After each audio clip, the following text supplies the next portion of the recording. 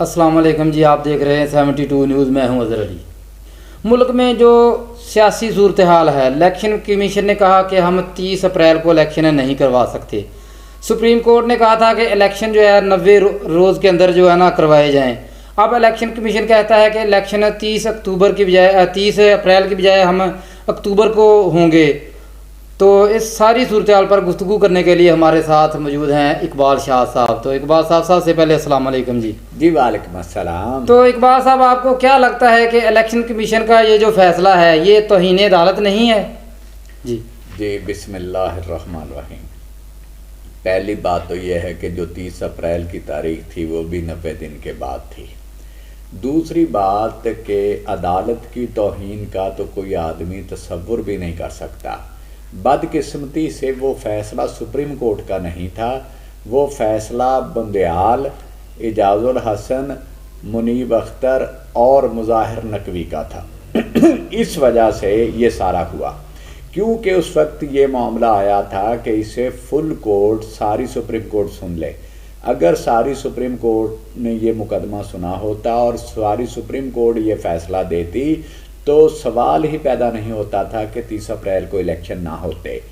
जब अता बुंदयाल ने देखा कि कुछ जजेस उसकी मंशा के ख़िलाफ़ जा रहे हैं, क्योंकि वो जजेस आइन के ताबे चलना चाह रहे थे, अता बंदयाल उन्हें अपनी ख्वाहिशात के ताबे चलाना चाह रहा था। तो फिर अता बंदयाल ने ये देखते हुए कि मेरी मंशा के ख़िलाफ़ फैसला आ जाएगा, उन दो जजेस को पहले ही बेंच से अलहदा कर दिया, जिसमें जस्टिस अतर मिनल्ला और जस्टिस याहिया आफरीदी साहब शामिल थे। क्योंकि उन्होंने ये सवाल उठाया था कि सबसे पहले ये देखा जाए क्या असम्बलियाँ तोड़ते हुए आइन की मिथ को, आइन की बुनियाद को मद्देनज़र रखा गया है या नहीं। तो पहले तो उन्होंने कहा कि ठीक है, पहले सुप्रीम कोर्ट इस बात को सुनेंगी, और फिर पाकिस्तान बार कौंसिल और मुख्तलिफ बार कौंसिल की तरफ से भी ये दरख्वास्तें आईं कि फुल कोर्ट इसे सुन ले।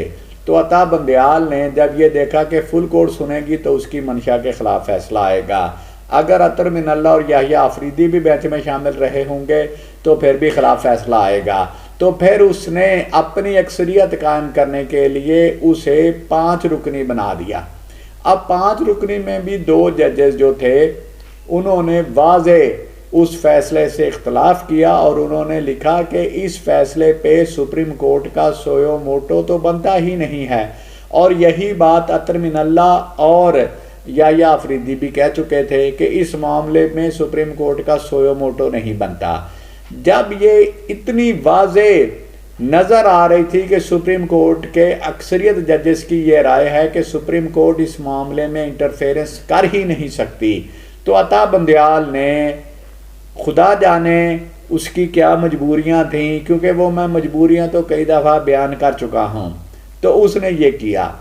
अब मैं मुख्तात अल्फाज भी इस्तेमाल करूं तो वो कुछ दिन पहले से इधर उधर जब भी कहीं जाते किसी और मामले में, एक तो होता ना कि एक रेलिवेंट केस जो है वो ज़ेर बहस है तो उसमें आप रिमार्क्स देते नहीं, वो जब भी कहीं जाते किसी और केस में तो वो सुल्तान राही की तरह बढ़ के लगाया करते कि अगर कोई इलेक्शन में कोई ऐसे कोई गड़बड़ की कोशिश हुई, ये हुआ तो मैंने ये कर देना वो कर देना।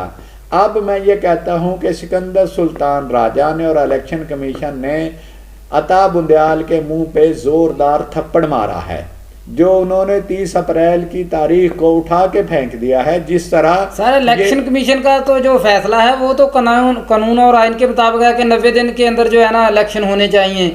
तो ये अगर सुप्रीम कोर्ट ये ना कहती तो ये पीडीएम और ये जो केयर टेकर गवर्नमेंट है ये तो मेरे ख्याल में 1 साल या 1.5 साल से पहले इलेक्शन ही नहीं करवाना चाहते। इलेक्शन कमीशन ने वाज़े लिखा है कि आइन के आर्टिकल 218 को पढ़ें, 224 को पढ़ें, जिसमें ये वाज़े है कि इलेक्शन साफ शफाफ होना चाहिए।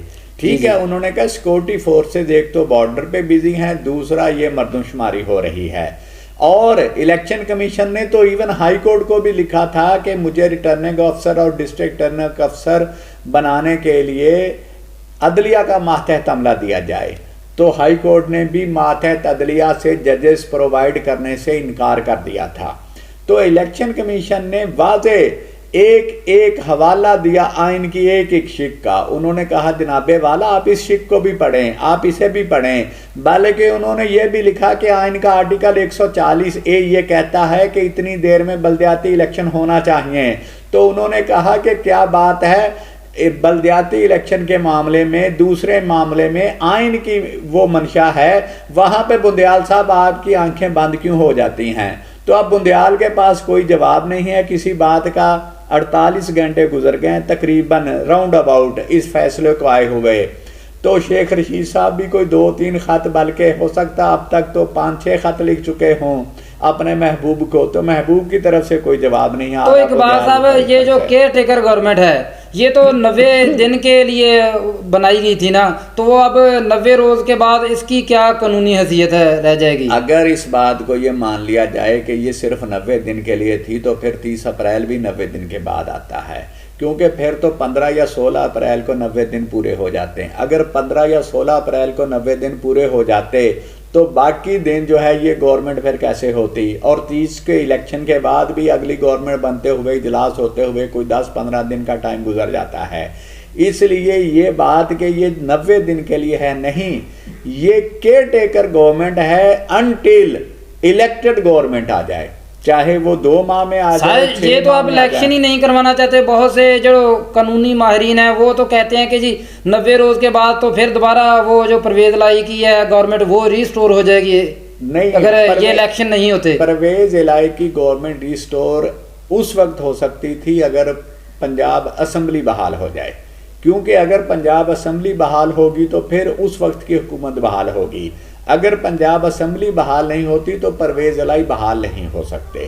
तो फिर उस वक्त तक टिल, पहले भी कई दफ़ा हुआ, जब तक नई गवर्नमेंट इलेक्टेड नहीं आती तो ये केयर टेकर गवर्नमेंट जो है यही सूबे का निज़ाम चलाएगी। जी जी।